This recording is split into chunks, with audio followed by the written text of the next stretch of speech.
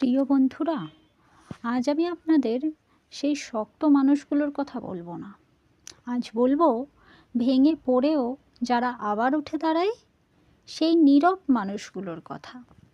কারণ সবাই কাঁদতে পারে না, সবাই নিজের কষ্ট দেখাতে পারে না।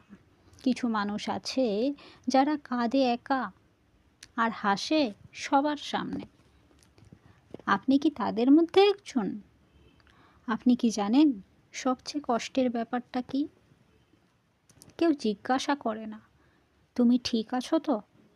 সবাই ভাবে আপনি ঠিকই আছেন, কিন্তু শুধু আপনি জানেন প্রতিদিন নিজেকে টেনে নিয়ে চলাটা কতটা কঠিন। রাতে যখন চারদিক নিস্তব্ধ, তখন আপনার মনটা সবচেয়ে বেশি কথা বলে। সেই সময় মনে হয়, আমি কি খুব বেশি আশা করে ফেলেছি? আমি কি ভুল মানুষ?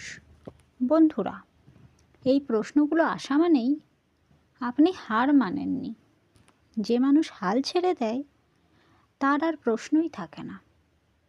জীবন হয়তো আপনাকে বারবার আঘাত করেছে, বিশ্বাস ভেঙেছে, স্বপ্ন ছোট করেছে, আর আপনাকে চুপ থাকতে শিখিয়ে দিয়েছে। কিন্তু একটা কথা শুনে রাখুন, জীবন শুধু তাদেরই ভাঙে যারা ভেতরে কিছু বড় গড়ে তোলার ক্ষমতা রাখে।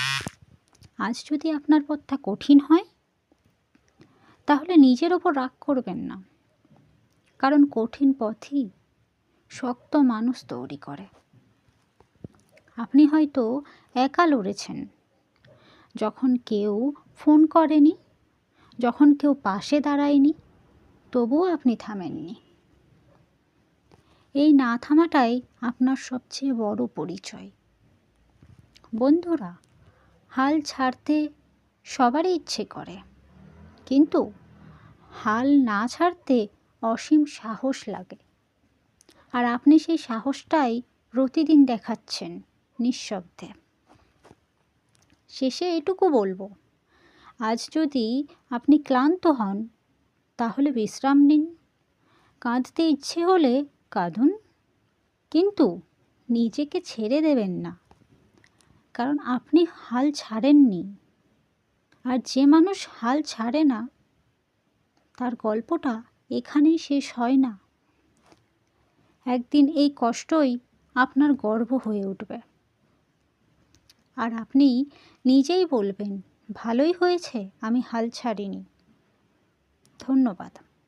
নিজের উপর বিশ্বাস রাখুন।